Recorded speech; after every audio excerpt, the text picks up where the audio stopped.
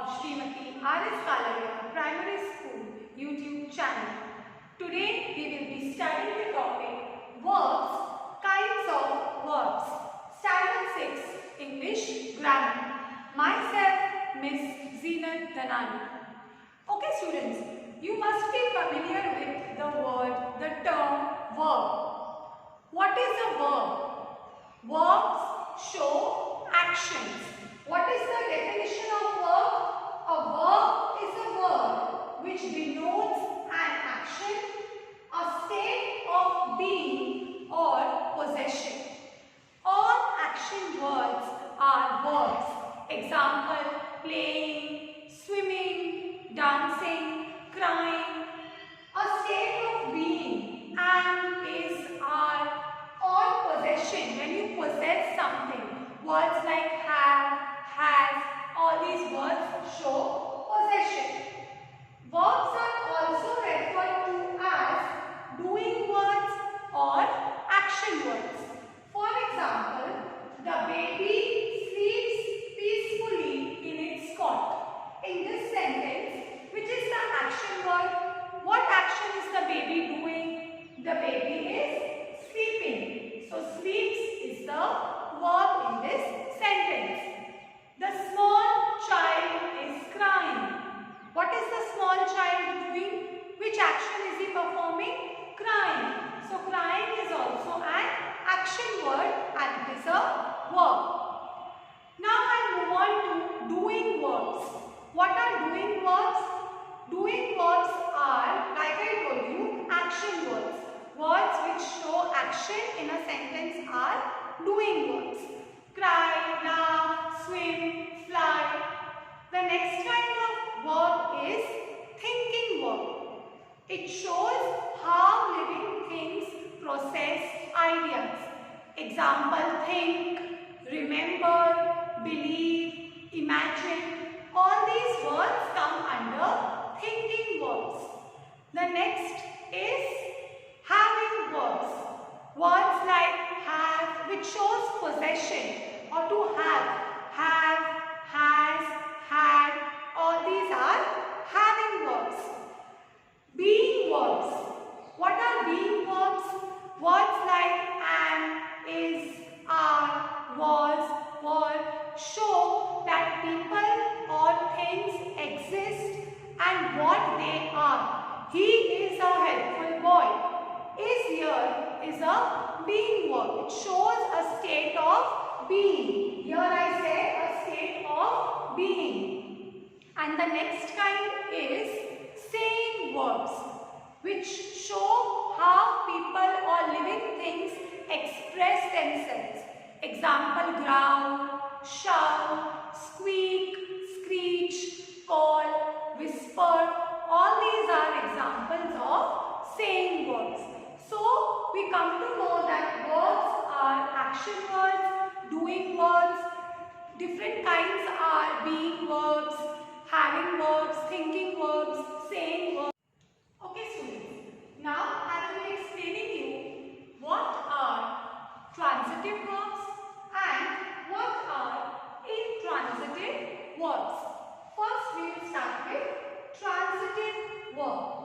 A verb which requires an object after it to complete its sense is called a transitive verb. So verbs which require an object after them to complete the sentence or to complete the meaning of the sentence is called a transitive verb. For example, the man killed a snake. In this sentence, you know that killed is the verb. What did the man kill? The man killed a snake. So snake becomes the object. You have to ask what? The question what? What did the man kill? After the verb, you need to ask the question what? What did the man kill? The man killed a snake. So snake becomes the object here. The boy opened the window. If I only say the boy opened,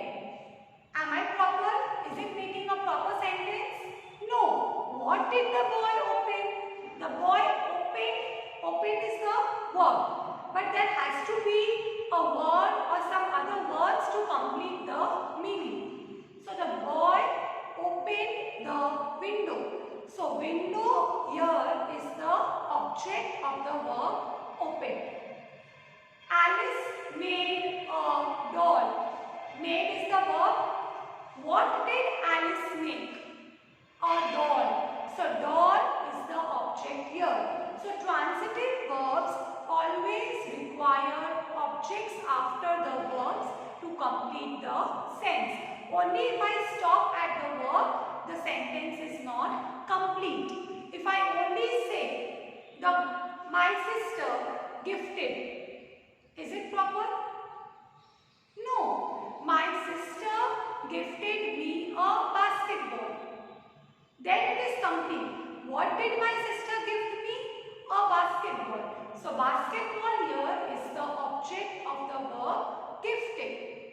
I will post the letter on my way to work. Post is the verb, and what will I post?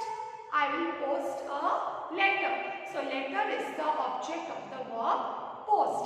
So remember that transitive verbs require objects after them to complete the sentence. If I only stop at the verb, transitive verbs do not make complete sense. Now we move on to intransitive verbs. A verb which does not require an object to complete its sense but makes good sense by itself is called an intransitive verb. Remember, intransitive verbs do not require objects after them to make complete sense. They make good sense by itself. For example, the girl smiled. Smile is the verb here. Yes. The girl smiled. It is making proper sense. I do not require any word, any object after smile to complete the sense. Because if I only say the girl smiled, it is making a proper sentence. So here after smile, there is no word which is required. So intransitive verbs do not require any words or any object, you can say, after them to make complete sense. One more example if I give you. The child ate hungrily.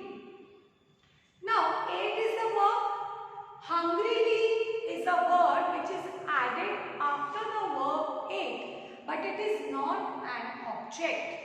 It is an adverb. Hungrily is an adverb which is telling us more about the verb ate. How did the child eat? The child ate hungrily. So you can add adverbs, but objects are not added after intransitive verbs. The girl laughed. The baby cried. It's making complete sense. Only if I say the baby cried, my sentence is proper. No object is required. The sun shines. Proper. The moon shines dimly. Shines is the verb. What is dimly? Dimly is an adverb.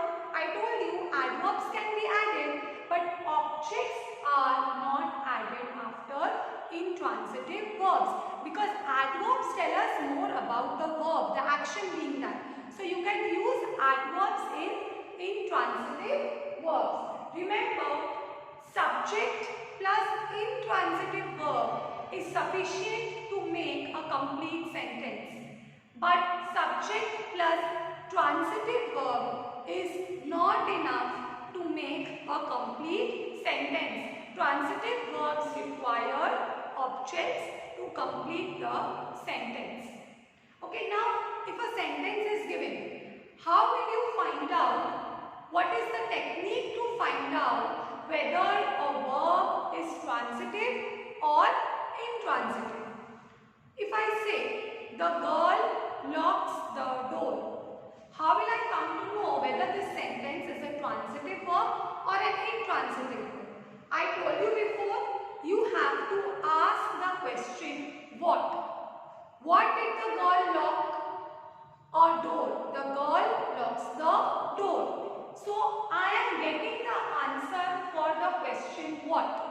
What did the girl lock? The door. When I get the answer for what, the question word what, it is a transitive verb because the word door is the object of the verb locks. The girl locks the door. So door is the object. So it is a transitive verb because I am getting the answer of my question. What did the girl lock? If I say the girl runs fast. The girl runs fast. Am I getting the answer for the verb runs? Runs is the verb. But am I getting the answer? What does the girl run? No. I am not getting the answer for what. What does the girl run? Because the word fast is an adverb. It is telling me more about the verb run. How did the girl run? The girl ran fast. So the girl runs fast. So the word fast is an adverb. It is not an object. So this sentence, the girl runs fast, is an intransitive verb. So if you get the answer for what, it is a transitive verb. If you don't get the answer for what, it is an intransitive verb. And many times transitive verbs also answer the question whom. For example, Ashok hit Bali. Whom did Ashok hit? Bali. So sometimes it also answers the question whom. For living things it answers the question whom, and for non-living things it answers the question what. Okay students, now we will see what is a direct object and what is an indirect object. What do you mean by these two terms? Some transitive verbs take two objects after them, one of which is a thing and the other some person. So remember, objects can be either a thing or a person. Transitive verbs take two objects after them, one can be a thing and the other some person. And remember children, objects are always noun or pronoun. Either it can be a noun or a pronoun. First we will see what is a direct object. A direct object is usually the name of something. When we say direct object, remember it is the name of something. For example, Rani told us a funny story. In this sentence, story is a thing, so it becomes the direct object because direct object talks about things. So here, story is the direct object. What is an indirect object? An indirect object is usually the name of some person. When we talk about people, the name of someone, when we talk about person, it is an indirect object. For example, she gave a rupee to him. In this sentence, him is a pronoun. Yes, we are talking about some person. So it is an indirect object. See here, over here, us can be an indirect object. Yes, because story is the direct object, it is a thing. Us will become the indirect object. And rupee here becomes the direct object because it is the name of a thing. Yes, so when we talk about things, it is direct object, and when we talk about person, it is an indirect object. If I give the example, Anuradha gave her sister a gold set on her wedding.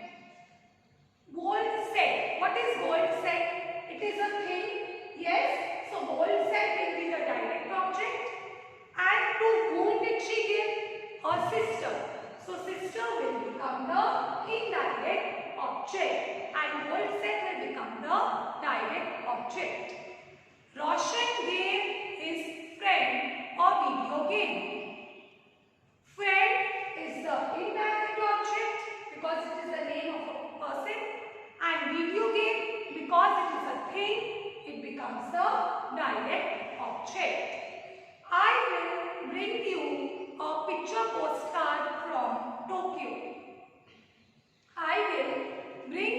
a picture postcard from Tokyo.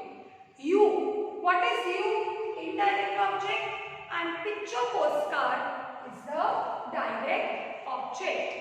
Okay?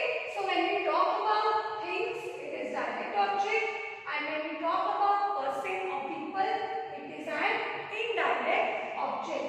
And transitive verbs take two objects after them, direct object and indirect object. Okay students, now we will see the use of to and for. When do we use to and when we use for? When we give something to someone, we use to.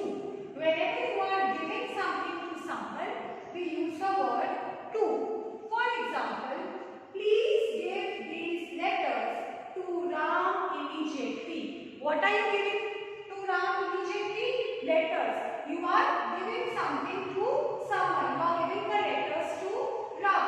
So we use the word to. When you give something to someone, you use the word to. One more example.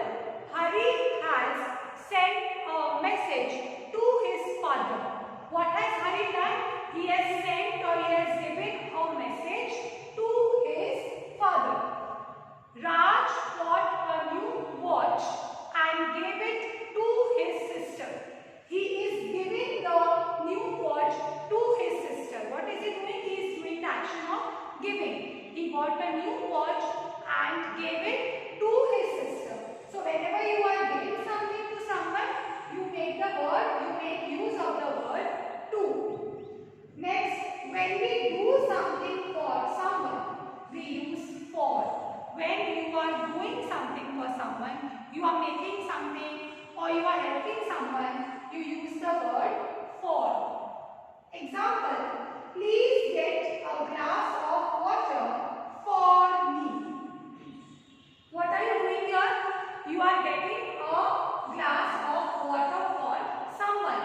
The action of doing something is happening. When we do something, please get a glass of water for me. Or I can say, could you make sandwiches for us? Someone is telling you to make sandwiches. Could you make sandwiches for us? You are doing the action of making sandwiches. Someone is telling you to make sandwiches. So the action of doing or making sandwiches will happen. So in that case, you will use the word for. Okay, so when you give something to someone, you use to, and when you do something for someone, you use for. Okay students, now we will see what are verbs of incomplete predication. What do you mean by verbs of incomplete predication? Verbs that do not make complete sense but require some word or words after them for this purpose are called verbs of incomplete predication. But see here that they have not made use of the word object. Yes, if object is there, then it becomes a transitive verb. Yes, but there are some verbs you can say which require other words, not objects. They require other word or words to complete the sentence, to make a meaningful sentence. Such verbs are called verbs of incomplete predication. For example, she looked confused. In this sentence, the verb is look. Yes, look is the verb. What is confused? If I only say she looked, what did she look? I am not getting the answer. Only she looked is not complete. I have to add a word. Okay, I will not add an object, I will add a word. She looked confused. So what is confused? Confused is the adjective. So this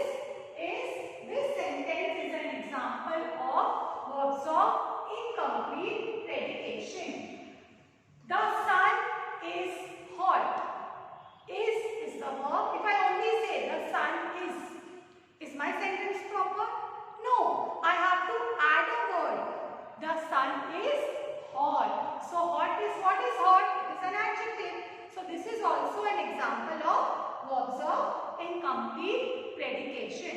Sheila became sad.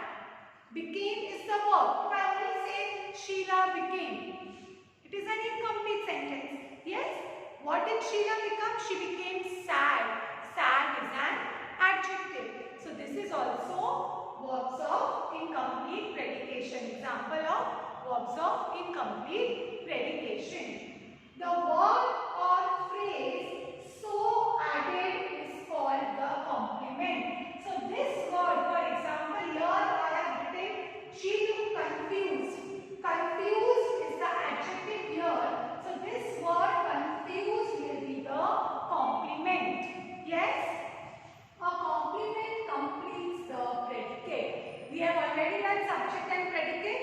Yes? So a complement completes the predicate. And this is, so here we see what are verbs of incomplete predication.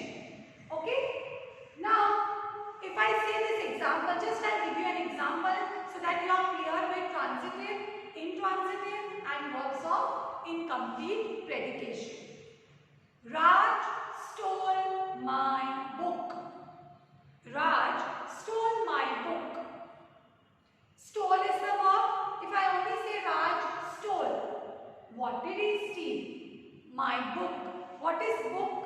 It is a noun. You can say it is an object. I told you that objects are always nouns or pronouns. So when verbs require an object after them, what are they called?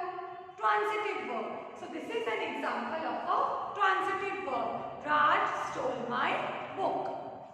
If I say, I feel unwell.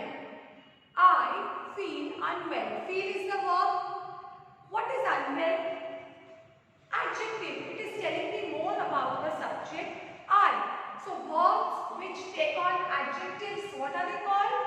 Verbs of incomplete predication. Remember, verbs of incomplete predication usually take on adjectives. Like I told you, transitive verbs. For intransitive verbs, you can have adverbs for intransitive verbs.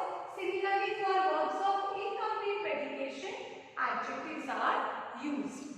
And if I tell you the sentence, the sun is shining brightly. The sun is shining. It's a complete sentence. Yes, it is making a complete sense. But what is the word brightly doing? It is adding to the meaning of the verb shining. So it is an adverb. So what kind of a sentence will it be? Intransitive verb. Is it clear?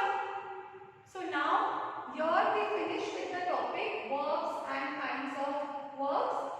In short, we will just do a revision of what I have taught you. What are verbs? First we come to verbs. Verbs are action words, state of being, am, is, are, was, were, or they show possession. Having verbs. Has, had, yes. Then we also have thinking verbs, yes, which show that people process ideas, imagine, believe, remember, all these come in thinking verbs. Saying verbs are there, which show that living things express themselves, shout, whisper, call, squeak, screech. Then we have being verbs, am, is, are, was, were, having verbs, has, have, had, and doing words like fly, swim, dance. Yes? Then we move on to the kinds of verbs. Like I told you, transitive verbs which require objects after them to complete their sentence. Otherwise, it is not complete, and compulsorily objects are nouns or pronouns. Intransitive verbs, they do not require any objects to complete their sentence. In some cases, adverbs are used, otherwise the sentence in itself is complete. And verbs of incomplete predication, which do not require objects, but sometimes they require word or words to complete the sentence. For example, she looked confused. Remember, verbs of incomplete predication take on adjectives to complete the sentence. And the word or phrase is so added is called the complement. Then I told you what is a direct object, what is an indirect object. Yes, direct objects are used for things and indirect objects are used for person. And lastly, the use of to and for. When you give something to someone, you use to. Please give these letters to Raj. You are giving the letters, you are giving something. So you use the word to. And when